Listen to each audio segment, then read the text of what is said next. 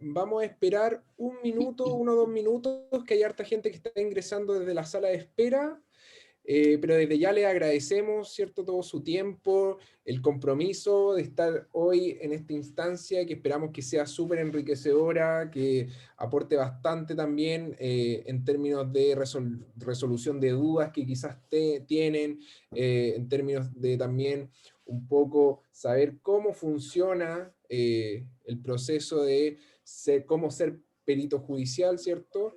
Y que nos enteremos y conozcamos todo a través de el gran expositor de hoy, que es Francisco Mafioletti, que lo vamos a presentar en unos minutos, cómo funciona este proceso, y ustedes puedan también ahí, desde esa vereda, tomar notas y poder adquirir algunos conocimientos que antes de esta charla no tenían. Ese es el objetivo, ¿cierto?, de la instancia. Así que vamos a esperar un minutito más para que hay algunas pequeñas personas que están recién ahí conectando el audio y están incorporándose, ya son más de 100 personas, así que agradecerles también a los que se van incorporando. Esperamos 1 o 2 minutitos y comenzamos. A todos y todas, agradecerles nuevamente por estar acá en esta instancia tan enriquecedora.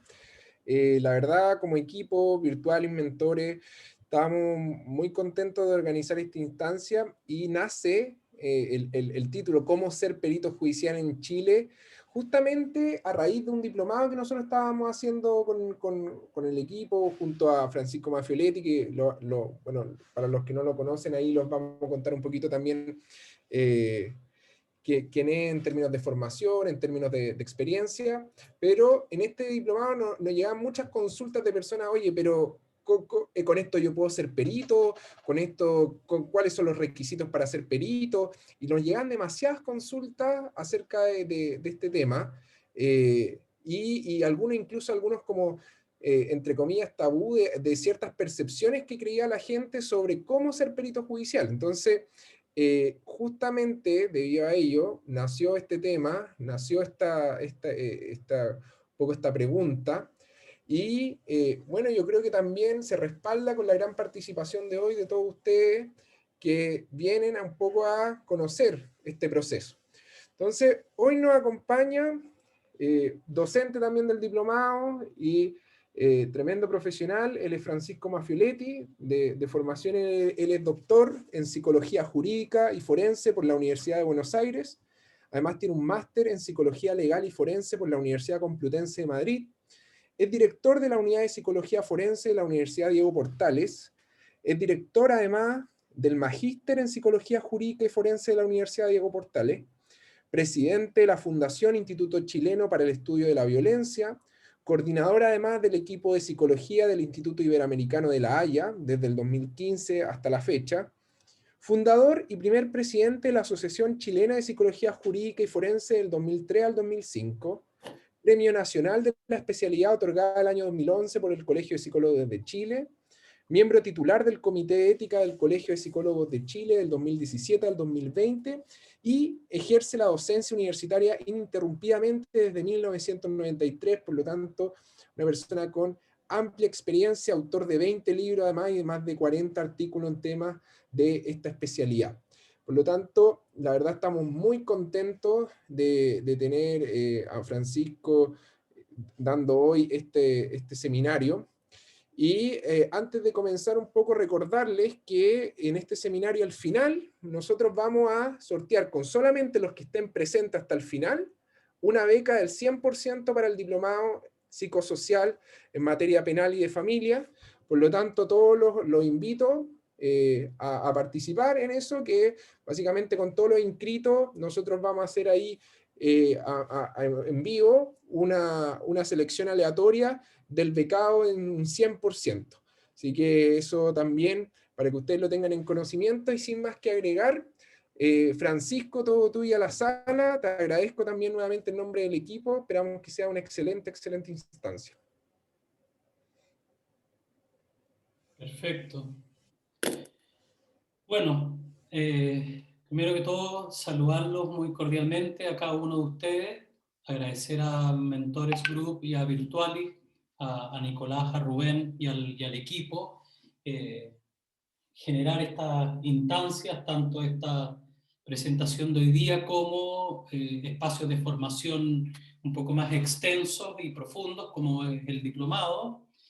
Muy contento de participar en este equipo, muy agradecido de la asistencia además. Ya vamos en 165 personas que están conectadas, lo cual es una responsabilidad. Me alegro que sean de regiones y diversas, ¿no? Tenemos Talca, Concepción, Antofagasta, Rancagua, Viña, Puerto Varas, Osorno, Puerto Montt, y yo puse también a Constitución, muy bien Soledad, Copiapó, ¿ven? Hay que ser... a mí me gusta cuando se presentan Temuco, Constitución, cuando se presentan con la zona, porque da la idea de que somos un cuerpo y podemos estar vinculados a pesar de Punta Arenas, de la distancia. Perdón si no nombré algunos porque son los que voy viendo. Me llama la atención Quirihue, Chillán, Concepción, wow, Valdivia. Me llama la atención que nadie de Santiago venía. Santiago, ¿no? Es como obvio, soy de Santiago y la verdad que es igual de natural poner que somos de acá, ¿no? Hoy día tengo preparada una presentación que tiene distintos niveles de complejidad. Curacautín. Yo me concentro fácilmente, así que voy viendo ahí cómo van poniéndolo y me alegra mucho que podamos llegar a regiones. Eh, bueno, le decía que la presentación tiene distintos niveles de complejidad y como son un grupo tan amplio y no homogéneo necesariamente, voy a aprovechar bien los 30 primeros minutos para introducir temas generales y transversales respecto de lo que es el perito y ser peritaje. Eh, ahí me entró una... Arica, Antofagasta, bueno, en Linares, para luego dar un espacio para poder intercambiar con ustedes, porque podría alargarme 2 o 3 horas a hablar de lo que es la labor pericial, pero no creo que tenga mucho sentido. Creo que va a ser mejor poder interactuar con ustedes y que tengan todos la posibilidad de dar opiniones, hacer preguntas, ¿no? Voy a partir con la presentación para no entrar ya más con mayores dilaciones. Les pido que vayan anotando las preguntas, porque probablemente no las vamos a poder hacer desde un primer momento y de repente se nos pasan un poquitito los temas, ¿no? Bueno, esta es el área de mi expertise, sencillamente porque he estudiado esto hace 20 años y me he dedicado a esto, ¿no? Ustedes me preguntan de otras cosas y probablemente les voy a decir que no sé. Y eso está bien, pero de esto he estudiado y plantearles que los contenidos que vamos a abordar no son más que mi posición, es una opinión que yo creo que es fundada con algunos antecedentes, pero que siempre son debatibles. Y a mí me gusta el intercambiar y cuando me dan luz respecto a un tema y aprender cosas también a propósito de los debates y de las opiniones que puedan tener los otros, de los cuestionamientos también respecto a lo que uno plantea, ¿no? Los objetivos que me he trazado para hoy día es poder caracterizar el proceso de administración de justicia en términos muy genéricos,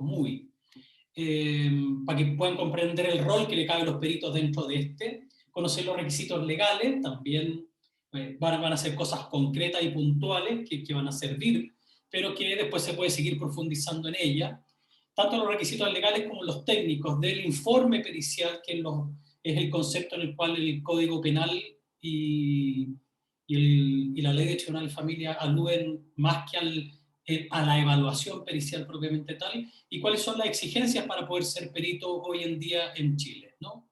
¿Qué significa ser perito? ¿De qué se trata? ¿Cómo se llega? Todas esas dudas que puedan tener, espero poder responderlas en la presentación, y si no, encantado después en la parte de la conversación. Ustedes saben que Chile tuvo un sistema procesal penal desde el año 1906 que duró hasta el año 2000, ¿no?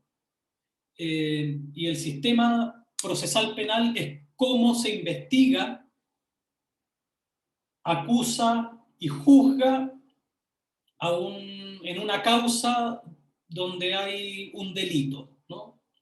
El delito es artículo 1 del Código Penal, toda acción u omisión voluntaria penada por la ley. Pero más allá de eso, es una conducta que viene a afectar un bien jurídico que es reconocido desde el punto de vista social como importante, ¿no? La vida, la integridad corporal, la libertad de desplazamiento, la propiedad privada, etc. Cualquier ataque a esos bienes jurídicos de las personas es un hecho que desde el punto de vista social es grave, ¿no? Y el sistema, el Estado, se tiene que hacer cargo de esa situación. Como ya no fue capaz de prevenirlo y evitar lo que suceda, se tiene que hacer cargo de su investigación, su acusación y la determinación de la responsabilidad. Y hay una serie de procedimientos reglados y bien normados que dan garantías a todos los ciudadanos, que determinan un Estado de Derecho y que conforman este sistema de justicia, que no está compuesto solamente por los jueces, como vemos ahí, sino que por los fiscales, por los defensores, por las policías y también, bueno, la víctima, el imputado, ¿cierto? Y también por el perito, ¿no? También por el aporte que puede hacer la ciencia en este contexto. Entonces pasamos de un sistema muy antiguo, que era el inquisitivo, con formas pasadas de moda en 100, 200 años de cómo se investigaba y sancionaba, a una justicia moderna que el año 2000 lo que hace es instaurar un sistema acusatorio, adversarial, ¿no?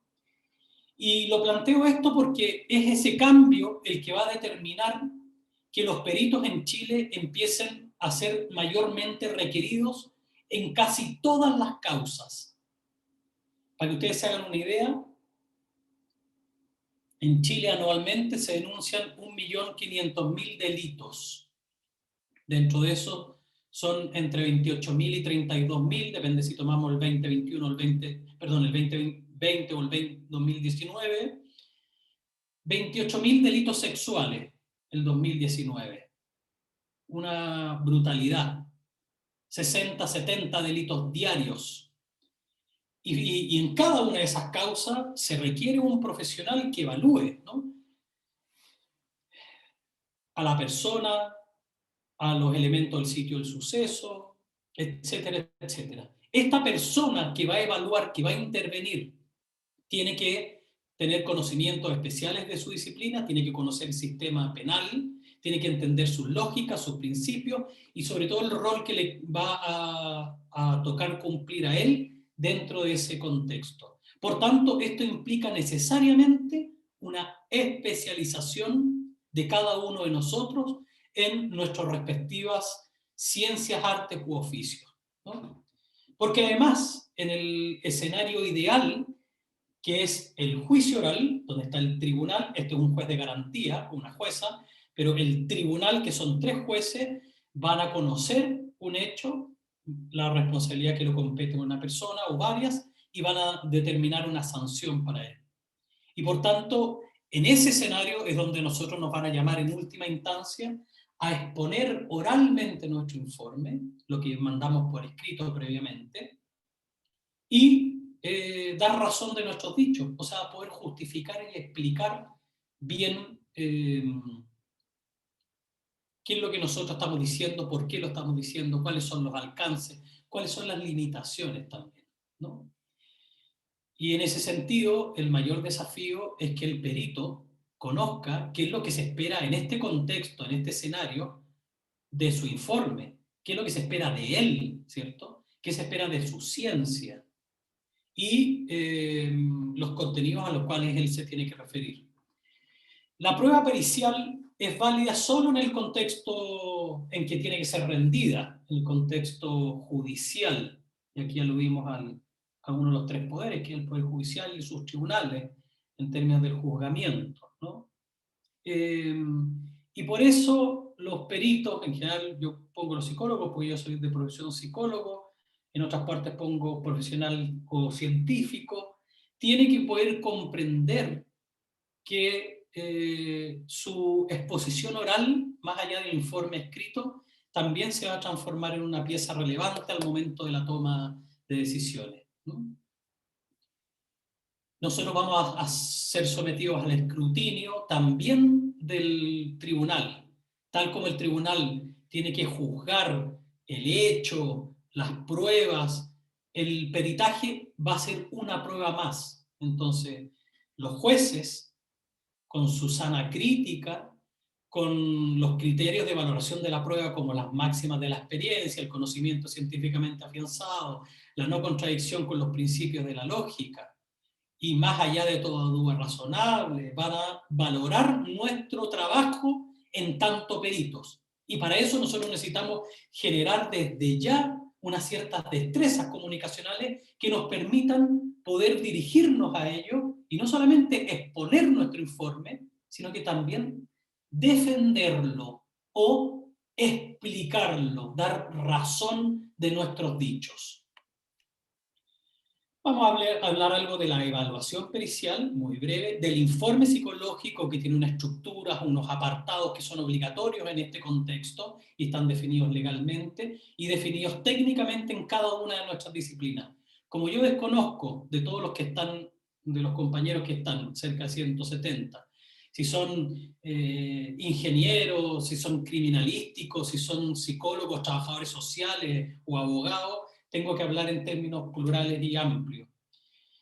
Vamos a hacer algún comentario respecto a la presentación del informe pericial, ven ahí el perito declarando, y de la defensa del informe. No se me ocurrió nada mejor que poner a Bravo ahí atajando los tiros.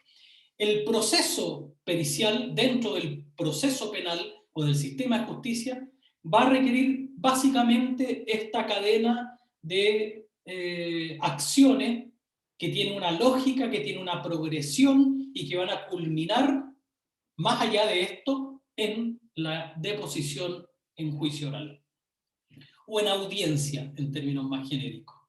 Porque también puede ser audiencias de tribunales de familia, de juzgados civiles, de juzgados laborales, de juzgados eclesiásticos, ¿cierto? Bueno, hay un requerimiento, que es lo primero que motiva que nosotros seamos invitados a esta fiesta, ¿no? Se nos invita a participar. No podemos actuar sin invitación. Y este requerimiento se formula a través de una pregunta psicológica.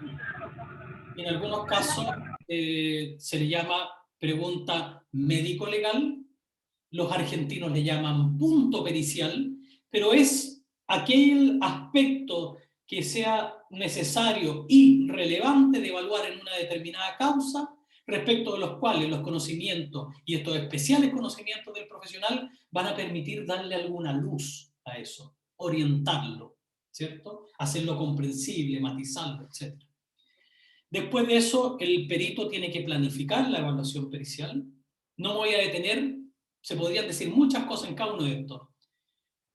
Luego que la planifica y antes de ejecutarla, hace una elección de metodología con el propósito de poder responder esta pregunta, pero además siempre la acción del perito es ad hoc para esa causa. Esto no es una fábrica de chocolates o de vehículos donde todo es igual y estamos en una cadena productiva. Aquí cada caso tiene su particularidad y va a demandar del profesional que genere una estrategia específica para intentar responder, aun cuando la pregunta psicolegal sea relativamente la misma en todos los casos. Por ejemplo, evaluación de daño en la víctima. Por ejemplo, evaluación de imputabilidad en el imputado. Si bien es genérica, siempre va a ser particularísima para ese caso. Tiene tal edad, está en tal proceso de desarrollo evolutivo, o tienes que evaluar sangre o semen o restos biológicos que van a ser en mayor o menor cantidad, van a estar mezclados, o una huella, o una firma en un peritaje documental, o una bala, etcétera, etcétera. Después viene la evaluación propiamente tal, que es la parte medular, ¿cierto? Y que más que una evaluación concreta, hablamos del proceso de evaluación. De esa evaluación van a surgir evidentemente y naturalmente unos resultados, y estos resultados los vamos a tener que analizar en este contexto en el que estamos a la luz de la pregunta psicolegal y vamos a concluir. Esto es probablemente lo más importante que hace un perito. Un perito que lo que hace, concluye. A diferencia del testigo, que no puede concluir. no puede emitir una opinión. Al testigo se lo llama para que diga qué es lo que ve, qué es lo que escuchó, qué es lo que sintió con el tacto, qué es lo que olfateó, qué es lo que degustó. Por ejemplo, es un jugo, no es un whisky, podría ser un whisky, ¿no? Pero decir qué es lo que sintieron. El perito no tiene que decir lo que sintió, el perito tiene que dar una opinión profesional a modo de una conclusión. Yo me voy a ir preocupando del tiempo porque, bueno, en ese sentido el perito, que es este sujeto de aquí, que tiene una caja de herramientas, una maleta, un bagaje de conocimientos que los va a desplegar, va a estar en medio de lo que es la solicitud o teorías del caso de la defensa, de la parte acusadora, querellante, fiscalía, defensa pública, privada, y del juez de garantía o del tribunal o del juez de familia o el juez del fuero que corresponda, ¿no? Por tanto, vamos a estar en tensión, vamos a tener que nosotros exhibir nuestros resultados ahí en un ambiente donde hay adversarialidad la mayoría de las veces. Mínimamente hay dos posiciones que son contrapuestas, ¿no? Por tanto, nuestra exposición en ese contexto no resulta nada de pacífica. ¿Cuáles son las exigencias legales, los problemas, los desafíos de las pericias? Voy a partir señalando que desde el punto de vista legal, si ustedes quieren saber algo sobre las pericias, las referencias a considerar tendrán que ser, primero, el artículo 314 y 315 y siguientes del Código Procesal Penal. Hay truenos en Santiago. Segundo, los artículos 45 y 46 de la Ley 19.968 de Tribunales de Familia del año 2005, que se corresponden con el 314 y 315 del procesal penal, del Código Civil, cuando estamos en proceso de tribunal de familia, del artículo 222 en adelante, especialmente el 2252, cuando se separan los padres, con quién quedan los hijos, qué es lo que piden que se evalúe en los padres y en el sistema familiar. Por otra parte, el Servicio Médico Legal tiene por misión de ley orgánica constitucional el definir las directrices técnicas de todos los peritajes en todos los ámbitos, los químicos, tanatológicos, psicológicos, psiquiátricos, y han generado para esos efectos unas guías normativas. La primera es del 2009, se perfecciona el 2015 incorporando a los trabajadores sociales, que había sido una deuda, el 2018 la perfeccionan más aún, y el 2020, a fines del año pasado, publicado en el Diario Oficial, está esta guía normativa técnico-pericial como un decreto exento del Ministerio de Justicia. Ese lineamiento técnico define cómo se hacen los peritajes y cuáles son los principios para todo tipo de peritaje de Arica a Punta Arenas, ¿no? Y además algunos documentos técnicos ad hoc que pueden aparecer en el campo disciplinar del profesional que llamamos la lex artis. Por ejemplo, cuando usted va a evaluar daño en la víctima, hágalo de esta manera. Hay un libro para eso. Cuando hace una entrevista, hágalo de esta manera. Hay varios modelos internacionales de entrevista, y etcétera, etcétera, ¿no? Bueno, el artículo 314 del Código Procesal Penal y el 45 de la Ley 19.968 nos plantean que en los casos que resulte conveniente, las partes van a poder solicitar a peritos de su confianza que elaboren informe y que acompañen también el currículum, vamos a decirlo así en términos simples, del perito, para determinar la idoneidad. A ver qué tan preparado y formado está, ¿no? Entonces, si usted invitó a alguien a que fuera perito de su parte y usted lo va a presentar como perito suyo, usted tiene que justificar y dar pruebas de que es un buen profesional. Y para eso, nada mejor que la formación y la experiencia. Además, la ley dice que va a proceder, o sea, corresponde el informe de peritos cuando sea necesario aclarar alguna circunstancia o hecho que tenga este carácter de relevante y necesario para la causa, ¿sí? Y además plantea que el peritaje y el proceso pericial se tiene que elaborar con imparcialidad y ateniéndose a los principios de la ciencia o reglas artes del oficio del propio perito. Voy a agregar a imparcialidad con objetividad, con validez, con control de hipótesis, con método científico, ¿sí? Y el artículo 315 nos plantea cuál es la estructura y el contenido que tiene que tener el informe de perito. Lo primero que nos dice que, sin perjuicio que tiene que ir a exponer ahí en el tribunal de forma verbal, el informe escrito deberá contener, primero, la descripción de la persona, y fíjense aquí dice, o cosa, porque si yo voy a evaluar un puñal, una daga, un cuchillo, un arma blanca, tengo que describirla, tamaño, condición, color, etc. O la persona, si es que voy a evaluar a un sujeto, víctima, imputado. El estado y modo en que se hallare, cuando yo lo evalué, la sangre era líquida, estaba seca, estaba dispersa, etc. Además, tiene que señalar la relación circunstancial de todas las operaciones practicadas, y esto es sinónimo de la metodología. O sea, tenemos que decir qué es lo que hicimos nosotros para lograr nuestros objetivos periciales y nos exige el resultado. Si usted aplica 3 metodologías, tienen que haber resultados para cada una de esas metodologías, ¿no? Y no una cosa vaga, amplia, genérica, no, específica y clara, para saber que lo que usted está diciendo se deduce de aquí, de aquí y de aquí. Estamos en un contexto en el cual nuestra presentación y nuestra actuación profesional es totalmente público, ¿sí? Y en ese sentido estamos sujetos a los cuestionamientos y a tener que dar garantías nosotros de que lo que estamos diciendo tiene unos ciertos márgenes de validez y confiabilidad. Y finalmente, el 315 dice tiene que dar conclusiones. Conclusiones que, en vista de tales datos, pueda formular el perito de acuerdo a los principios de su propia disciplina, ¿no? ¿Qué se espera de los peritos, entonces? Que sean profesionales idóneos en una tarea específica. Cuando dice que sean de la confianza, la parte que lo presenta es que es una confianza profesional.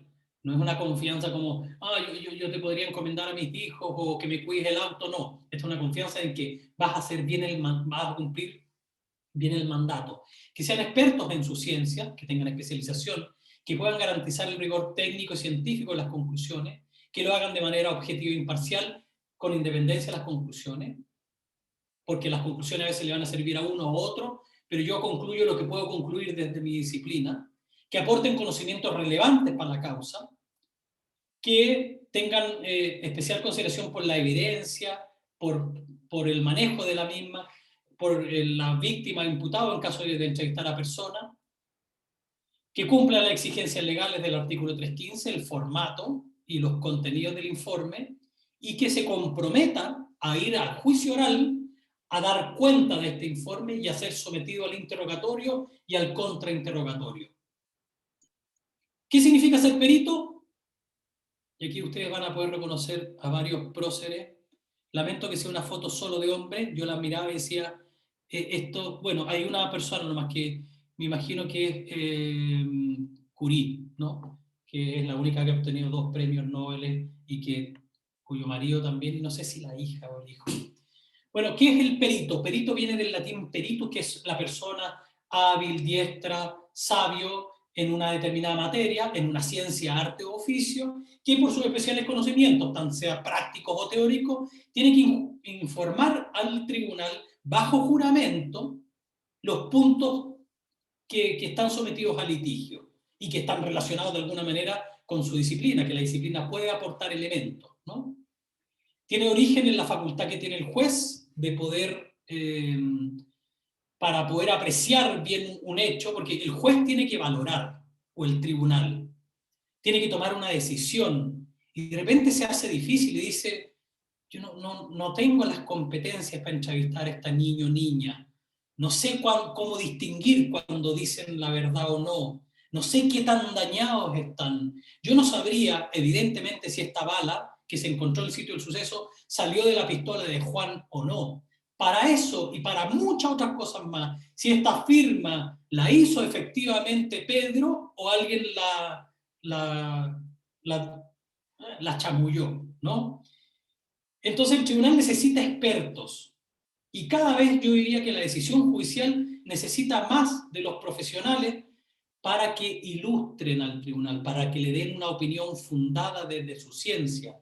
Y ojo que esta opinión no los obliga a ellos a tomar una decisión en el sentido que dicta el perito, porque además hay muchos peritos y hay mucha otra evidencia. En ese sentido se dice que el peritaje, la conclusión del perito no es vinculante respecto a la decisión que va a tomar el tribunal en términos de no obligarlo, pero el tribunal cuando no la va a considerar, no le va a dar valor, tiene que en su sentencia fundamentarlo. Por tanto, igual se le exige un cierto estándar de justificación de por qué lo desechó. Y en ese sentido yo diría que siempre el peritaje viene en tanto opinión fundada, viene a aportar en la comprensión y a permitir que se tome una mejor decisión respecto del caso particular, ¿no? Voy a adelantarles una cuestión que probablemente podría salir de las preguntas, pero ¿qué es lo que se necesita para ser perito en Chile? Yo le diría, básicamente, tener un título profesional. ¿Es suficiente? No. Se hace necesario que se especialicen y en algunos casos que se hiperespecialicen. Yo cuando me rompí un hueso de un dedo, no fui a un médico general, fui a un traumatólogo. Y ni siquiera un traumatólogo, a un traumatólogo especialista en mano. Aquí pasa lo mismo, ¿no? Y el perito siempre va a ayudar en todos los momentos del proceso judicial, porque además el juez o el tribunal, quien toma la decisión, quien juzga, no está obligado a conocer de todas las disciplinas y de todos los temas del mundo, ¿no? Si tiene que juzgar por qué se cayó un edificio y las responsabilidades que pueden haber en eso, lo que se tendría que haber previsto, o si es que la persona murió por una causa natural o intoxicado o por un accidente o con la intencionalidad y el dolo de un autor que quiso matarlo, todo eso le va a ayudar la ciencia a que el tribunal tome una mejor decisión. El perito es perito sobre los puntos que resulta relevante para tomar una decisión. Son asesores del juez de alguna manera, auxiliares de la justicia, pero no son subalternos de ella. Son coprotagonistas, no hay una relación de subordinación. Somos profesionales de otras disciplinas que aportamos, y eso merece también un respeto, un reconocimiento y una validación. Y en el sentido tanto técnico, económico, el perito tiene autonomía en sus acciones. El perito sabe qué es lo que tiene que hacer. Por eso no van a venir a decirle, usted haga esto de esta manera. El perito sabrá qué es lo que él necesita desde su ciencia para poder responder a lo que se le está preguntando. Y tiene que tener un amplio repertorio de conocimientos, ideas, ese maletín que tenía Bob, el constructor, para poder sacar las herramientas idóneas o ad hoc para el determinado caso, ¿no? Ese taladro que tú le pones la broca, más grande, más chica, dependiendo, o lo que fuera necesario. El peritaje científico es reclamado por los jueces para poder apoyar sus decisiones en un conocimiento experto, ¿no? Y además que cuando más técnica es la decisión que tienen que tomar, más importancia va a tomar la prueba pericial. Nos obliga además este escenario que les estoy dibujando, y voy terminando con esto, para poder dar espacio al diálogo, nos obliga a comunicarlo de una manera acorde, tanto en el informe escrito como en la verbalización, con un vocabulario, con unos conceptos que sean comprensibles, que nos permitan transmitir la idea y que el otro entienda, no lucirnos nosotros, ¿no? Como psicólogo no decir, mire, esa sintomatología resulta patognomónica de tal cuadro, y todos quedan what de what. La idea es que yo pueda decir patognomónica en el sentido de que no son únicas y exclusivas de este cuadro, sino que también pueden responder a otros cuadros. Y hay que ser técnico, pero hay que saber también bajar esto y comunicarlo a un otro, ¿no? La presentación se hace de forma escrita, también oral en las audiencias, y además no puede contener motivos de duda, de interés o de parcialidad. Y aquí hay un tema ético que solamente lo voy a dejar enunciado, porque el perito fácilmente y algunos dicen, y si le ponen unas lucas más, dice lo que yo quiera que... Algunos sí, y hay que reconocerlo, pero en la totalidad y la transversalidad no debiera ser. El perito concluye, pone en juego su disciplina, su prestigio, y es una labor muy seria, y además está aportando a la justicia. Y eso, si modifica, si cambia, si altera, es constitutivo de delito, porque además lo hace bajo juramento.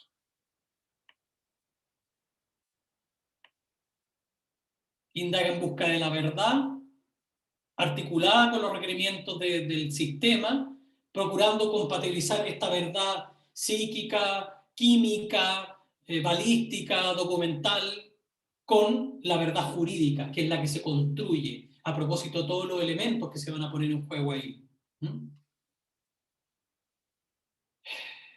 Y producto de este proceso va a emerger una verdad jurídica que va a ser la base del fallo, y va a haber una decisión judicial que sea lo más correcta posible. Muchas gracias. Muchas gracias, profesor. Bueno, ahora podemos dar algunos espacios de preguntas para la gente que tiene algunas dudas. Veo alguna mano levantada ahí de Isabel. Entonces, Isabel, cuenta un Hola, sí. poquito tu consulta, y veo algunas manos, así que vamos a ir dando la palabra. Sí, hola, buenas tardes. ¿Se escucha bien? Sí, ¿Sí? perfecto. Sí, bueno, hola, gracias. Gracias también al profesor Mafioletti. Yo soy estudiante de su diplomado también en la Diego Portales. Así que un honor estar aquí con usted este día jueves. Bueno, mi duda era porque, bueno, lo estoy escuchando en compañía de mi madre, que ella también se interesa mucho por estos temas. Yo soy psicóloga. Y ella en una parte de su diapositiva vio que decía el perito, ¿quién? Como, ¿por quién? Algo así. Entonces nos nació la duda que usted dijo que ambas partes pueden llevar un perito, Sí. pero es quizá una pregunta un poco básica porque como yo lo expliqué en el diplomado, soy recién como metiéndome en este tema, pero ¿solo el juez es quien puede aprobar a este perito? ¿O uno puede para cada parte llevar su perito y no hay problema? Vale, le agradezco Esa es la mucho, pregunta. Isabel. Encantado de verla por acá, como encantado de ver a la colega Alicia Fuentes, que está acá, colega en este ámbito, amiga. Bueno, hay mucho que decir, Isabel, no hay preguntas malas, ¿no? Hay distintos sistemas de justicia. En nuestro país, en el ámbito penal, cada una de las partes, si las entendemos como dos, la fiscalía, que es el acusador por el Estado, o los querellantes particulares que acusan y que representan a la víctima, o desde el otro lado, la defensa penal pública o la defensa privada, pueden llevar sus peritos. Y ahí no hay filtro. El único filtro que hay y que se podría cuestionar es que no tuvieran un título, ¿no? Pero hay una audiencia de preparación de juicio oral, que es un mes y medio antes del juicio, donde cada una de las partes presenta, dice, estas son mis cartas. Yo en el juicio voy a exhibir esto, y esta es mi teoría, y esto es lo que yo voy a llegar a probar, ambas partes. Y esa es la instancia para tachar algún perito, ¿no? Pero en general lo llevan las partes. Por eso el 314 del procesal penal, el artículo, habla de peritos de su confianza, porque quiere decir que las partes van a elegirlo, ¿ya?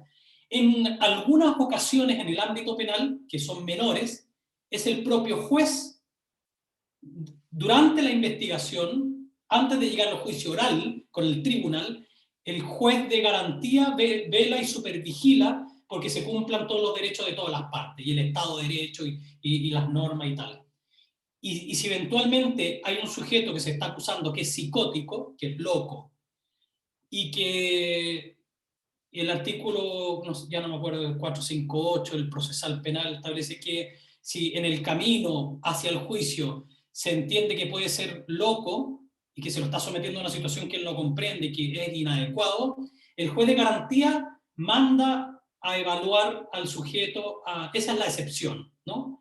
En general al médico legal o al Felipe Pinel, que es un hospital psiquiátrico de imputados, ¿no? En familia pasa más o menos lo mismo, las partes llevan la madre, el padre, para decir las partes, porque en general familia de casos donde hay hijos, ¿cierto?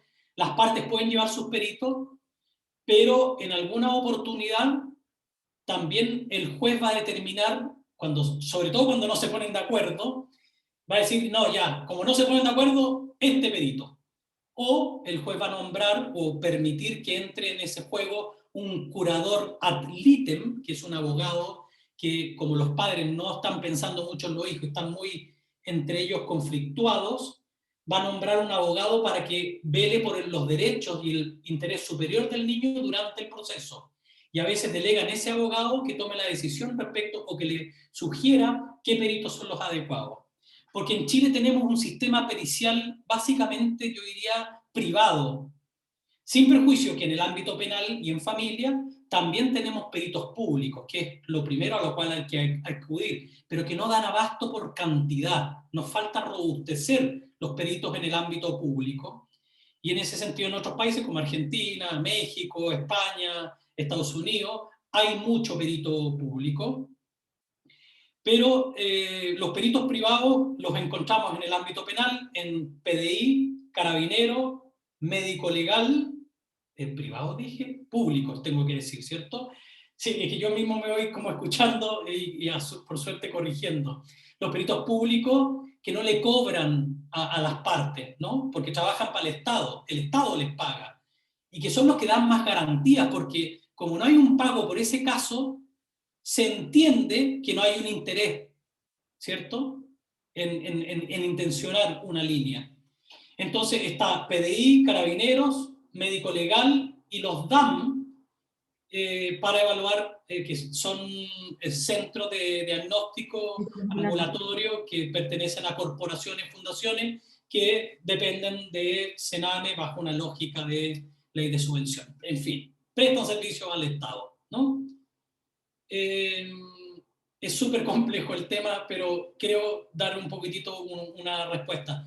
El mínimo minimorum que tenga título. Afortunadamente en familia, hasta hace unos años atrás, bastaba con que usted se hubiera titulado hace 3 años. Ese era como el gran criterio de corte, ¿no? Hoy día lo elevaron a que usted lleve 5 años de titulado.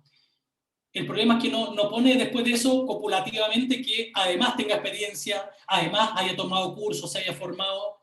Cuando creamos a mí me tocó crearlo en el 2006, el Registro Nacional de Peritos Psicólogos del Ministerio Público, pusimos una serie de exigencias, una licitación pública para todo el país, que tuviera formación, que hubiera escrito, que hubiera ido a juicios como público, como testigo o como perito. La cantidad de juicios, puros criterios como de calidad. Yo creo que el Poder Judicial lo que tiene que hacer, y yo tengo ganas de acercarme a ellos y decirle, es generar una cierta lógica de criterios de calidad para los peritos. Y con esto no estoy diciendo que los peritos son malos en Chile, ¿no? Porque por ahí circulan muchos informes y es fácil criticarlo, pero yo veo mucho perito que en el día a día se saca la mugre, trabaja sábado y domingo, se desvela,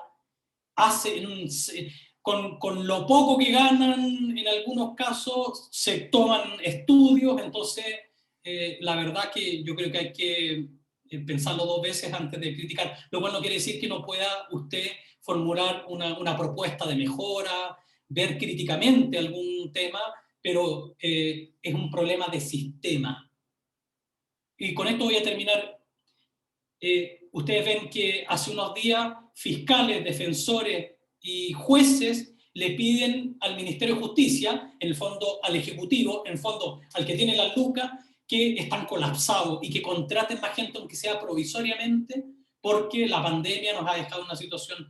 Y esos requerimientos yo creo que hay que escucharlos. Y en nuestro sistema de justicia le falta todavía mucho por mejorar, pero hemos ido dando pasos importantes. Y esto es lo último que digo, en otros países nos miran con cierta admiración. Y yo digo, ups, yo que critico tanto esto y ellos nos admiran, pero no todo es color de rosa como se lo pinta muchas veces. Perdón, para dar paso a otras preguntas y otras interacciones. Sí, por supuesto, pero muchas gracias, Francisco, por la respuesta. El siguiente que tiene levantado la mano es Matías Rojo. Sí, hola, buenas, ¿cómo están? Yo Yo, a diferencia de la persona anterior, bueno, yo soy abogado, y un poco la pregunta está asociada a dos temas. Uno, ya que hablan del ámbito público y privado, por ejemplo, respecto de la CAM, me gustaría saber si también están utilizando peritos en ese caso en particular, y no solamente dentro de la órbita de lo que son los tribunales ordinarios de justicia. Y luego, si esto se puede circunscribir a diferentes tipos de materias, por ejemplo, materias asociadas a tecnología. Eh, ¿A qué me refiero con esto? Expertos abogados en materias tecnológicas que de alguna u otra forma puedan prestar asesoría tanto a los jueces letrados, ¿no es cierto?, en materias justamente de esta índole, o justamente también en órbita como en la CAM u otra entidad gremial, ¿no es cierto?, que preste servicios de arbitraje. Esa es la pregunta. Ya, muchas gracias, Matías. Yo no le entendía al principio la CAM, porque usted probablemente es un concepto familiar para usted, pero si lo podemos traducir en términos... Sí, la Cámara de Comercio de Santiago. Vale, muchas gracias. Disculpa, sí. Sí, está bien, sí, así es como nos comunicamos. A ver, contarle, yo trabajé 11 años en la Fiscalía Nacional y respecto de esto último que usted dice, me tocó ver, por ejemplo, y compartir mucho con fiscales que tomaban una maestría en informática, que llevaban causas de delitos económicos, por ejemplo, o pornografía infantil, ¿cierto? Hicimos un curso incluso con él de 15 días en España sobre pornografía infantil, porque él entendía que al presentarle al tribunal y al justificar y al entender la prueba, tenía que tener conocimiento. El peritaje puede ser en todo ámbito, en el informático, en el matemático, en el contable, en el ámbito físico tenemos la LACRIM y la LABOCAR, que son laboratorios de criminalística, y el médico legal también, que ven, por ejemplo, una pericia documental si la firma del testamento es de ese señor o no, ¿no? Entonces, a su pregunta, y si es que le respondo, usted me dirá, yo creo que pueden haber peritos de todas las temáticas y las disciplinas y los contenidos que fueran necesarios para tomar una mejor decisión. Y como no son vinculantes, el juez o tribunal verá si los toma en consideración o no. Y si no lo toma en consideración, tendrá que dar él en su sentencia razones justificadas de por qué no lo hizo, ¿no? No sé si le respondo bien, Matías. ¿Está muteado todavía? Ahí sí. Sí, en realidad más bien mi duda es si uno, porque entiendo que la órbita justamente inclusive el diplomado está pensado también más bien puede ser en el ámbito psicológico. Mi pregunta es si uno que no ha estado muy vinculado a esta área y más bien sí a esta otra en la que yo me desarrollo, donde llevo 16 años trabajando en empresa de tecnología, Uh-huh. ¿cómo uno se presenta como perito? O sea, en el fondo, claro, decían hoy el requisito mínimo son 5 años. Luego, por ejemplo, si uno está metido en temas de ciberseguridad, si uno está metido en temas justamente cognitivos, está metido en temas de, no sé, Watson, la nube, en fin, cualquiera de estos temas, uno cómo se presenta ante el Poder Judicial, Vale, cómo uno acredita de alguna forma ese grado de conocimiento o expertise que vale. se necesita como para poder prestar asesoría. Vale, mire, cuando se habla de la idoneidad y de acreditar el currículum, yo le dije el CV, ¿no? Lo pasan ahí las partes.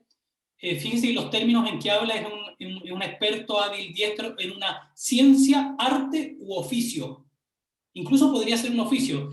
Las cosas son tan relativas. Cuando digo mínimamente, mínimo, tiene que tener un título profesional, yo sé que estoy diciendo algo que no es del todo correcto, pero no quiero entrar en complicaciones y en Honduras. Eventualmente, a mí me pasó una vez, y se lo voy a contar como anécdota, en Chiloé, estábamos chileando, hace ya 30 años, y íbamos caminando por la carretera austral, y le preguntamos a un señor que iba con una carretera, oiga, ¿y cree que va a llover? Porque nosotros íbamos así a capela. Y dice, en una hora más. Y de repente seguimos caminando, empezó a llover, de curiosos nomás, dijimos, y una hora, y el tipo, él sabía de eso, más que cualquier especialista que salga en los canales, Claro. en los matutinos aquí. Eso eso es su oficio, ¿no? El que sabe de madera. Usted dice, yo 16 años. Alguien puede decir, yo 35 años cortando madera o barriendo hojas y yo sé cómo se comporta esto, ¿no? El conocimiento mucho más especializado y llevado al plano científico es el entomólogo forense, el que estudia los bichitos y la fauna y la flora de los cuerpos para decir, este cuerpo lo movieron o siempre estuvo aquí, lleva tantos días. La ciencia es alucinante y tiene que estar al servicio de la toma de decisión judicial. Yo lamento que hace 2 días atrás salió una noticia de 2 hermanos en Estados Unidos que tenían un retraso mental, estuvieron 31 años en la cárcel, estaban en el corredor de la muerte y salieron ahora absueltos por error judicial. Les van a pagar $1 millón por cada año que estuvieron en la cárcel, 72 millones de dólares. Eso no paga 31 años en la cárcel. No paga que entraste con 18 y saliste con, no me da el cálculo en este momento, con 50. Es tu vida y es una. Entonces, por eso hay principios dentro del sistema y que están muy bien y que a veces los cuestionan, como por ejemplo la presunción de inocencia, o esto es una espada, es el filo de la navaja, ¿no? Mauricio Duce comenta esto de cuando estoy en la tesitura de decir prefiero en todos los casos el culpable para adentro, el inocente para afuera, pero hay casos límite y en ese caso límite el sistema va a tirar al culpable para afuera a tirar al inocente para adentro y parece razonable. Y como dice, no sé si era Jacobson, alguien en derecho penal, que decía, siempre mire la decisión como si estuviera usted ahí y lo estuviera afectando a usted. Ese es un buen criterio para... Pero no quiero seguir en esa línea porque yo me entretengo y creo que pueden haber otras preguntas. Muchas gracias, Matías. No, gracias a ti, que esté muy bien. Gracias, Francisco, también por la respuesta. Bueno, la siguiente era Bernardita Zuloaga.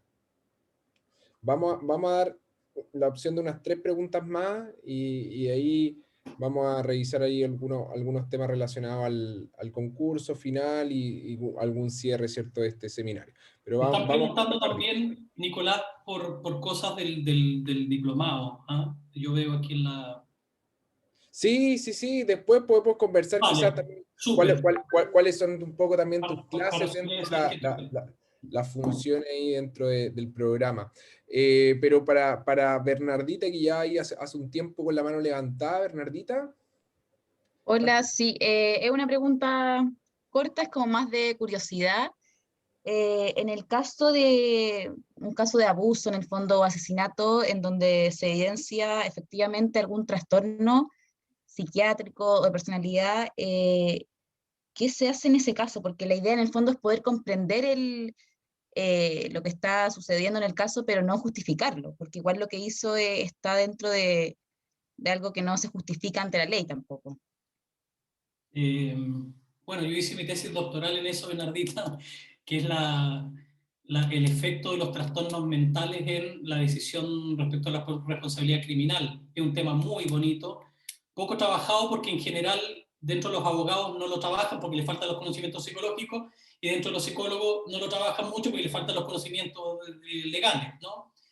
Yo lo aprendí esto mis primeros pasos fueron guiados por Jaime Náquira, que es el director del postítulo de Criminología de la Católica, desde el año 92, y que él es psicólogo y abogado, ¿no? Y respecto a lo último que usted dice, quizás hacer una puntualización. El sistema legal sí contempla una exención de responsabilidad criminal, o sea, liberar totalmente de la pena que se le da cuando el sujeto que cometió el delito en el momento que lo cometió es psicótico. Lo voy a decir en términos simples, ¿no? Es loco o demente. Artículo 10, número 1 del Código Penal. Están exentos de responsabilidad criminal el loco demente y hace una excepción a no ser que haya actuado en un intervalo lúcido, cierra el paréntesis, y aquel que se encuentra fuera de su voluntad, el loco de mente, no sé qué haya actuado entre Lucio, y aquel que no tiene voluntad respecto de sus actos, ¿no? La base de principio y de fondo respecto de esa consideración con el psicótico es que el sistema penal solo puede sancionar a aquel, y lo dice el artículo 1 del Código Penal, es delito toda acción u omisión voluntaria. Eso quiere decir que se basa en la libertad que usted tuvo de poder actuar de otra manera. Y en eso el psicótico, por ejemplo, que tiene un esquizofrénico paranoide, que tiene un delirio de persecución y tiene la certeza apodíptica, vale decir, irrefutable por la experiencia y totalmente sin ninguna duda de que lo van a matar, es lógico que esa persona mate al quien lo va a matar. ¿Cierto? Entonces, es un capítulo largo y bonito, pero en general, si se llega a determinar que alguien al momento del delito presentaba una locura o demencia que le afectó de tal manera en su capacidad cognitiva o volitiva que le impidió actuar libremente o de otra manera, ese sujeto no es responsable del delito. 0. Igual que los menores de 14 años. Entre 14 y 18 tenemos un sistema aparte, que es la ley 20.068, que es de responsabilidad penal adolescente, 20.084, desde el año 2007. No sé si le respondo, Bernardita, espero que sí. Sí, sí, pero en otros casos como trastorno psiquiátrico o de personalidad, en el caso ahí no es cierto? Es que hay un continuo. El sistema legal quiere darle a cada cual la sanción que le corresponde. Esa es la definición aristotélica de justicia, dar a cada cual lo que corresponde. Entonces hay un continuo y una gradiente entre el loco, por decirlo de alguna manera, o el psicótico, y el supernormal. Y aquí el psicótico es totalmente inimputable, el normal es totalmente imputable, o sea, responsable criminalmente de sus actos, y le cae completa la sanción, y entre medio está lo que se llama la eximente incompleta, la imputabilidad disminuida o la atenuación de responsabilidad criminal. Artículo 11 del Código Penal, que habla, aparte de esa, vinculado al trastorno mental, a un montón de otras circunstancias, como por ejemplo la legítima defensa, ¿no? Buenísimo. Muchas gracias. Perdón, el 11, el arrebato obcecación, no, la legítima defensa está en el 10, que exime totalmente, cuando se prueban los 3 elementos de la legítima defensa. Sí, el sistema penal es un sistema súper complejo que se viene construyendo desde la época de los romanos, y nosotros tenemos que, como psicólogos digo, y los peritos tenemos que aprender de eso si queremos operar en ese sistema. Y esto es lo último que les digo. Si es que yo voy a ir a Rusia y voy a ir a la Plaza Roja o voy a ir a una tienda a comprar algo, yo tengo que saber ruso. O mínimamente inglés, para ver si es que me enganchan en inglés, pero no puedo ir con el español. Lo mismo acá, si vamos a ir al foro, si vamos a ir a los tribunales, si vamos a colaborar con el sistema de justicia, tenemos que saber y formarnos también en esas materias que son ajenas a la nuestra, ¿no? Si no, vamos a dar palos de ciego o, aprovechándola, vamos a hacer el loco, ¿no? En este caso, con conciencia.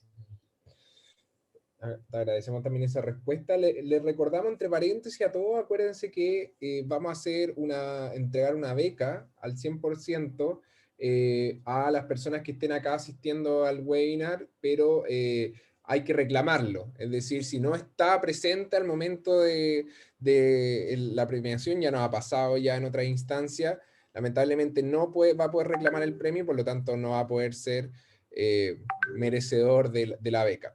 Vamos con las últimas 3 preguntitas.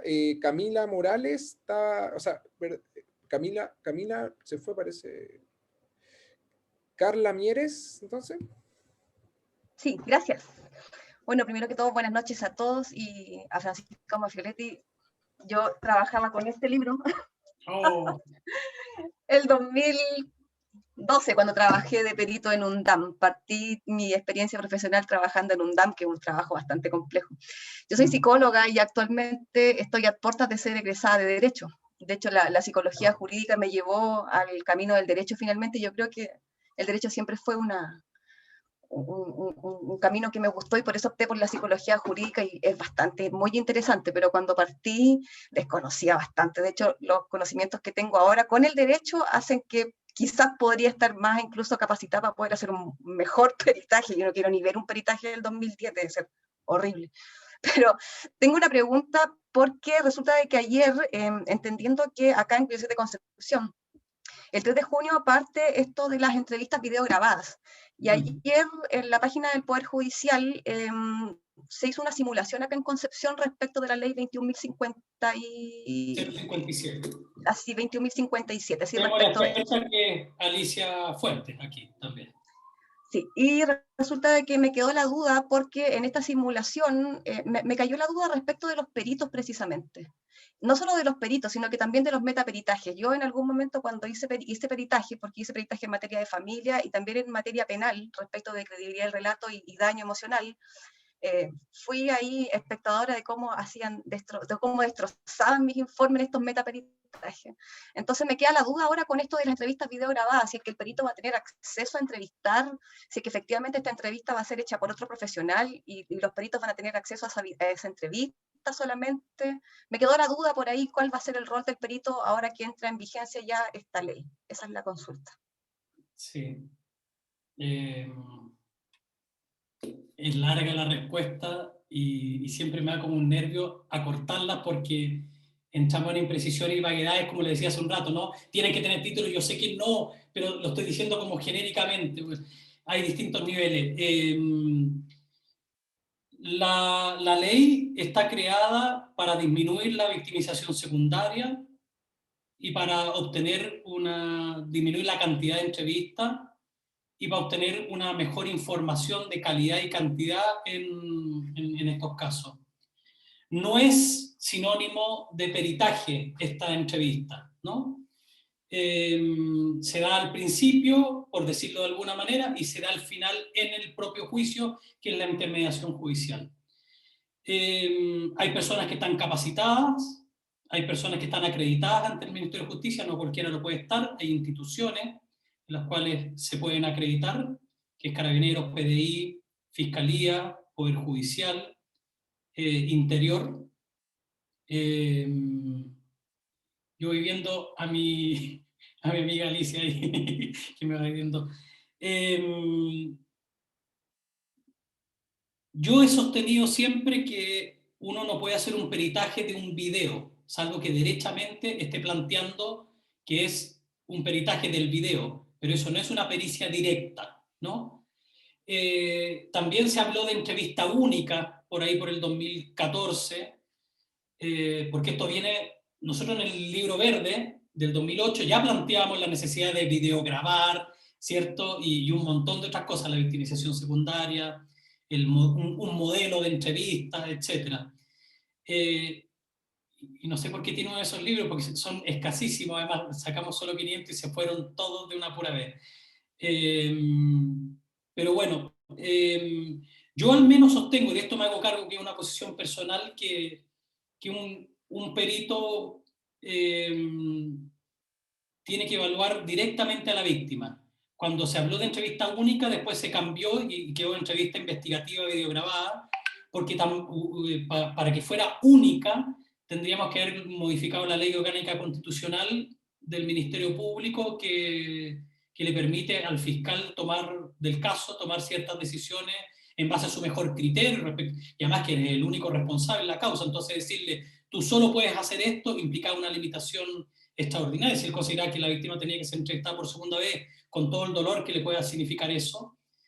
Y también yo propuse, y de esto me hago cargo, dado que había hecho estudios en España sobre pornografía infantil, que la entrevista se tratara como cadena de custodia, ¿no? Que la grabación pudiese ser solo vista en instancia de fiscalía, sin grabarla a la vez, si es que se entregaba que fuera modificada, eso es más difícil porque se requiere alguien que esté anonimizando.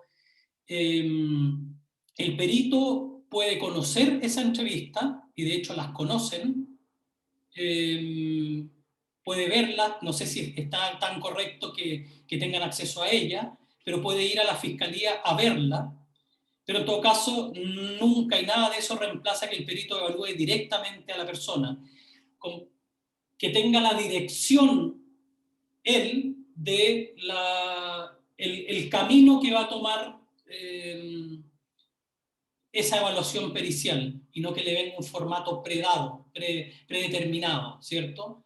Hay silencios, hay tipos de preguntas, hay caminos que podría haber tomado yo como entrevistador que no los tomó quien hizo la entrevista, y que no me van a permitir hacer un peritaje a mi gusto, ¿no? También se pueden hacer metaperitajes respecto de las entrevistas, y yo he tenido acceso también a entrevistas que han hecho fiscales, y a criticarlos y a opinar. Cuando digo criticar es mirar con un ojo crítico, es reconocer aquellos aspectos fuertes, pero también aquellos aspectos débiles, y han hecho todo un trabajo que es muy bonito y que es lo que están hoy día, por generar y garantizar una formación continua para el entrevistador. Las capacidades del entrevistador se van perdiendo con el tiempo, y la formación continua, que es algo responsable que han hecho las instituciones y que es un buen punto de la ley, viene a seguir perfeccionando a este entrevistador que está acreditado. Ahora, sin perjuicio que nosotros no estemos acreditados porque no pertenecemos a esas instituciones, nosotros debiéramos tener una formación en entrevista. La entrevista es la técnica esencial, básica, transversal para acceder al imputado, a la víctima, a su psiquismo, y tenemos que ocupar un modelo. No, tenemos que saber tipos de preguntas, tenemos que formarnos, tenemos que someternos a la crítica, que es todo el proceso del entrevistador cuando se acredita también ante el Ministerio de Justicia. Pucha, Carla, no sé si le respondo del todo, pero son tantas cosas que...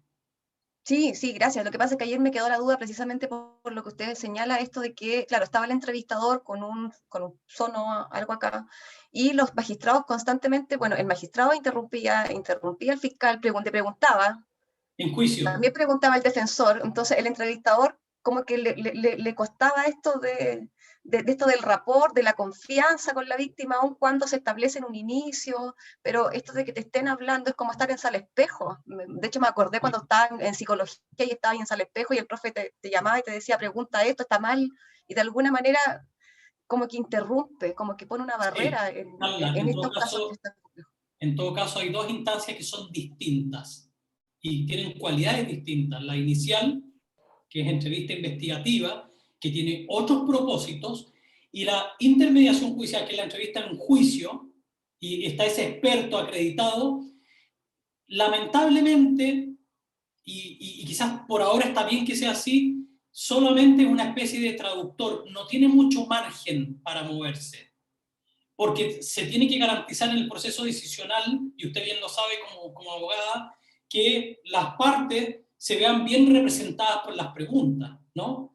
Ahora, evidentemente, un juez con buen criterio, un juez presidente del tribunal, frente a una pregunta que sea inoportuna, que sea insidiosa, que sea ofensiva, él mismo debiera levantar traducir o objetar, ¿no? Si es que no lo hace la contraparte. Y ojalá que el que esté formado ahí como entrevistador también pueda levantar un poco la ceja y darle una señal, decir, esto no está muy bien por aquí. ¿Ah? Pero yo veo que la posición de él está bastante restringida por las condiciones y por ese contexto decisional, a diferencia del contexto investigativo inicial, ¿no? Pero bueno, vamos a dejar hasta aquí porque entiendo que habían otras preguntas. Muchas gracias, Carla. Sí, así es. Está Valesca López. Sí, sí, hola, sí, aquí está. Hola, buenas noches a todos. Bueno, yo les hablo como de bien al sur, así que soy, bueno, de nacimiento, de la 8ª región, cerquita de Concepción. Bueno, mitad de Chile, ¿ah? La mitad de Chile. Sí, No están al sur. Nosotros Así estamos que más aquí al no hay truenos todavía. Ayer hubieron. Mire, sé que me pregunta, bueno, yo, como le decía, soy trabajadora social y, bueno, partí en un DAM, como es súper importante decirles que hay colegas ahí de repente que son trabajadoras sociales, es como una escuela, es una linda escuela de aprendizaje para poder fortalecerse como un perito. ¿Sabes lo que siempre? Bueno, yo también aparte tengo conocimiento en como hartos cursos, porque a veces me dicen, por ejemplo, ¿y por qué te especializáis tanto en la psicología o tomáis cursos de trastorno de salud mental? Y siempre uno lo hace como para complementar. Siempre, me han dado ganas de estudiar psicología, pero siento que puedo aportar más como trabajadora social. ¿Sabes lo que me pasó? Que cuando, bueno, este es un caso bien emblemático que fue el caso de Tomás. Siento que ahí me empecé a analizar el trabajo de un perito. O sea, aparte ya, porque pensaba yo, ¿por qué se vino este metaperitaje o contraperitaje hacia la primera pericia que había sacado el servicio médico legal en respecto a las que había, las causas eran de hipoxia, ¿no es cierto? Aludidas a una agresión sexual, pero después por otro lado vino otro, después venía un contraperitaje donde daban alusión que no era, que no, en realidad no estaba acorde con la pericia. Y después hubo otro peritaje del servicio médico legal, decía que el niño había fallecido por inanición, o sea, causas casi naturales. ¿Por qué se debe todo este como como enredo de los peritos, peritaje, contraperitaje? Vale, sí que le puedo responder eso, porque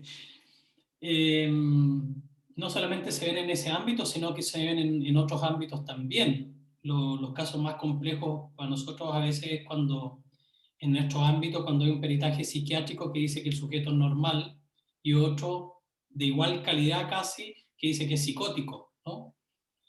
Y que nos trae consecuencias importantes a la hora de la decisión judicial. La ciencia debiera basarse en ciertos principios que garantizaran un resultado uniforme, ¿no? Control de variables, trabajo en base a hipótesis, control del sesgo, error conocido, validez, confiabilidad, etcétera. Control externo de un segundo que revise nuestro trabajo. Yo desconozco en ese caso el por qué llegan a distintas, me parece, al igual que usted, que no debieran llegar a distintas causas de muerte, que es lo importante de determinar ahí. Pero me imagino que hay algunos que están viendo cosas que otros no están viendo, ¿no? Y por eso es importante que este sistema sea adversarial, que hayan dos partes que se puedan contradecir y sobre todo que los peritos puedan ser cuestionados. El perito se puede equivocar, pero el sistema tiene un dispositivo desde el punto de vista estructural que va a tender a corregir y a relevar el error del perito. La contraparte en el contrainterrogatorio va a poder ponerlo en evidencia. Entonces, si bien puede haber error, que tratamos de minimizarlos al máximo, ¿cierto? Se genera un espacio y por eso no es vinculante, además. Yo siempre cuento anecdóticamente un caso de un perito, porque yo en algún momento me daba rabia y decía, pero ¿por qué no voy a obligar a que tome el juez una decisión en el sentido que si yo soy experto en eso y para algo me están llamando? Pero después, en razón, hubo un caso que ya no sé si es verdad o me lo inventé, pero si es ficción igual nos sirve, un perito químico que tiene que evaluar la sangre del sitio del suceso, que la encontraron en la sábana, por ejemplo, y sacarle la sangre a este sospechoso. Lo pinchan, le sacan sangre y compara las dos, y tú dices match, 99,998 periodos, ¿no? Entonces tú sitúas al sujeto en el sitio del suceso y él dice nunca he entrado a esa casa. Mentira, porque acá está la prueba irrefutable de aquello. Pero resulta que el perito químico se había equivocado y tomó las dos muestras de sangre del sitio del suceso y las comparó entre las dos y obviamente le dio 99,999. O sea, lo que le quiero decir que es un examen tan preciso como ese, con ese porcentaje ínfimo de error y por contraparte de garantía, también puede llegar a errar es humano, ¿cierto? Ahora, para eso, le digo, está el sistema, y por eso los jueces que toman la decisión tienen la visión completa para poder ponderar y darle un valor como medio de prueba a su peritaje y a sus conclusiones, ver si son consistentes con todo lo otro, con la convicción que ellos se han formado escuchando a las distintas personas, a los testigos, a los peritos, los argumentos de una y de la otra parte como teorías del caso, etcétera, etcétera. Bueno, voy a dejarlo hasta aquí porque entiendo que hay otra persona más y entiendo que estamos pasados la hora y además que se han mantenido hasta su momento 168 y yo creo que merecen, uno de ellos al menos, recibir este premio. Ojalá pueda recaer en mí también, ¿cierto? Claro, Francisco, ahí está. No, mira, ahí ya un poco para ir cerrando, cuéntanos quizás tu rol en el diplomado, tu rol en las clases. Sé que, bueno, haces bastantes clases del programa, entonces Sí. cuéntanos un poquito de eso antes del concurso, que en donde vamos a sortear la beca justamente este diplomado, pero antes de ello quizás nos puedas contarte un poco cuál es el rol. Bueno, más lo vamos a ver en el diplomado. Yo estoy en unos cursos un poquitito más adelante. Yo he trabajado históricamente en muchos temas. Digo muchos porque para mí como que son diversos. Porque todo me interesa y tengo el mismo problema que tenía Valesca, ¿no? Acabo de terminar ahora como alumno un diplomado de coordinación parental en España. Estoy loco haciendo las pruebas. Y digo, cómo me ando metiendo en tanta cosa, pero bueno, mañana todo el día voy a tener que estar haciendo... Vamos a abordar temas de evaluación pericial en víctima, vamos a abordar también en imputado. Mire, para hablar de imputabilidad, yo creo que requerimos tranquilamente unas 6 u 8 horas para ir acotando un poquitito el tema, ¿no? Y cada uno de las cuestiones y los contenidos que hemos visto hoy día tienen una profundidad que es inacabable. Afortunadamente, estamos en un ámbito en el cual nos vamos a entretener toda la vida, ¿no? Vamos a poder ir comprando libros y adquiriendo y leyendo paper, y el conocimiento lo vamos construyendo. Me parece que es una instancia muy adecuada, digamos, para partir un diplomado. Hay una pluralidad, hay otros profesores, por cierto, que no me cabe duda de la calidad de ellos y de la impartición de los contenidos, y yo en eso voy a estar un poquitito más al final, porque vamos aparte de los temas que hemos esbozado hoy día, después viene todo lo que es armar el informe, y después generar estrategias de defensa del informe, de litigación, ¿cierto? Y es algo que me llama la atención hace muchos años, porque quienes se forman en litigación son los abogados, pero los peritos también en este ámbito litigamos, también tenemos que conocer teorías del caso, también tenemos estrategias, y todo eso es importante para el perito. Y en algún momento, como decía Carla, por ejemplo, que se siente hoy día mucho más preparada, a uno después de 5, 10, 15 años todavía le da nervio ir a declarar a un juicio, porque aparte entiende la responsabilidad que eso significa, lo determinante que es para la vida de las personas, lo que se expone uno también, pero así todo, a los que nos gusta, tenemos pasión por esto, vamos a continuar probablemente sometiéndonos a ese pequeño estrés. Yo partí mis primeras evaluaciones en una cárcel en el año 95. Fue la primera vez que hice una especie de peritaje, ¿no? Una evaluación de personalidad de un condenado. Y les digo que uno sigue aprendiendo y es un poquitito más grato y cómodo cuando uno llega a este punto donde puede enfrentar con una mayor seguridad, con una mayor confianza. Y eso lo da el conocimiento y el bagaje que nosotros vamos teniendo, el fogueo y la experiencia de estar sometido a estas instancias. Por eso yo le digo, me gusta mucho discutir. Cuando alguien me contraviene, me dice, ¿y eso por qué tiene que ser así? Me parece extraordinario porque eso va generando el conocimiento. Y este conocimiento en este contexto lo compartimos así, en grupo, con otros, ¿no? Ya, yo no quiero seguir aburriendo porque tiene que haber alguna persona que dice que no siga hablando porque quiero el sorteo, así que No, los para dejo ya nada. con... Yo creo que al contrario. Le encanta escucharte, Francisco, sí. Es lo Bueno, mismo. Hay todavía hay, mira, hay más de 160 personas todavía aquí atentos.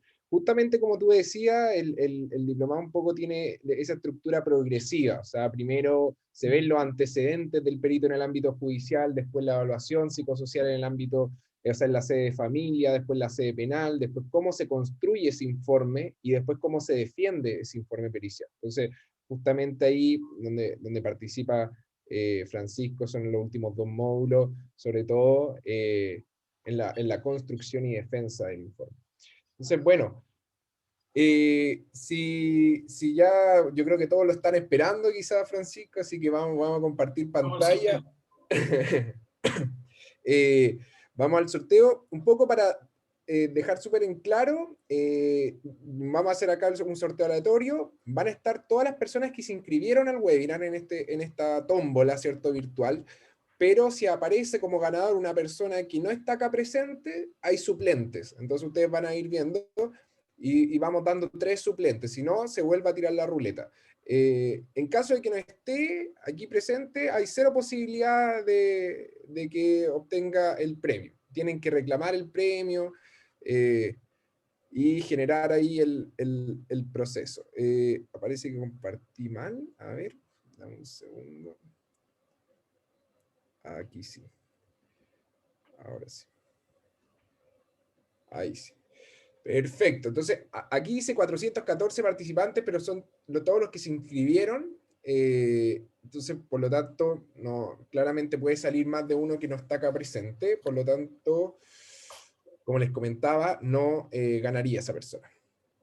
Vamos a comenzar, tiene una cuenta regresiva como para ponerle un poco de suspenso a esto, y vamos a ver si está Jonathan Morales. ¿Estará Jonathan? Reyes está, chuta, casi. Seguimos, son 3 al agua, son 3 suplentes, si no se tira de nuevo. Jocelyn, tampoco la veo en los participantes. Vladimir, tampoco. Y Daniela Alarcón, parece que tampoco, porque hay una Daniela, pero no parece que no Alarcón. Perfecto, entonces, vuelta a tirar la ruleta, una nueva posibilidad. Una nueva posibilidad. Vamos a compartir nuevamente pantalla.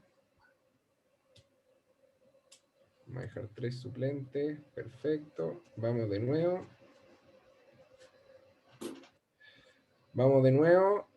Comenzar. 5, 4, 3, 2, 1. Constanza Becerra, acá cuando la gente después ve el video no han llegado. Oye, yo salí, pero no estaba, justo apagué. Pero bueno, así es la vida. Karen Sepúlveda. ¡Uy, que nos ha tocado! Oh, Karen, eres tú, pero es que no tiene tu apellido. A ver, queremos el carnet. Karen Sepúlveda, ¿segura? ¿Eres tú? No, si no era necesario. Era una broma. Hola. Está bien. Constanza Becerra, yo salí primera opción. ¡Estoy feliz! No, ¿en serio? Acá estoy. Sí. Bueno, ya está bien. Vamos a dar 2 becas en esta ocasión. Ya, Constanza, a ver, prende tu cámara. A ver, ¿eres tú? ¿Sí? ¿Me veo? Ah, sí te veo. Ya, Constanza entonces y Karen Sepúlveda. Perfecto, bueno. Les vamos a dar ahí a los dos el obsequio para que no hayan malos entendidos. Así que gracias. nos vamos a comunicar con ustedes. Constanza Becerra, lo voy a dejar aquí anotadito. Constanza Becerra y Karen Sepúlveda. Entonces, bueno, ustedes van a recibir ahí el financiamiento del 100% de la beca en este diplomado. Para todos los demás que estén interesados en esto, Muchas les va a gracias. llegar igual información al mail. De nada, gracias a ustedes. Y bueno, no quedan más palabras de agradecimiento a toda la gente que asistió a este webinar, a este seminario, por supuesto, a ti, Francisco, por la excelente exposición, el tiempo que te tomas para responder cada pregunta, creo yo que es súper valioso, y muchas gracias por transmitir todo tu conocimiento y experiencia en esta oportunidad. Muchas gracias a ustedes, encantado. Me da risa una persona que pone nunca gano. Me sentí identificado con eso. Pero bueno, felicitaciones. Hay que mentalizar para la próxima. Muy agradecido de la presencia de ustedes, de la invitación, de que hayamos compartido hasta el final de sus preguntas. Y bueno, con algunos ya nos veremos pronto. Por Un gran abrazo, supuesto. que estén muy bien. Chao, gracias Francisco, gracias a todos y todas. Que tengan bonito fin de semana. Hasta luego. Chao, chao. Chao, muchas gracias. Chao, profe. Chao a todos. Que vaya muy bien. Chao. Chao. Gracias. Chao. Buen fin de semana. Buen fin de Chaito. semana también.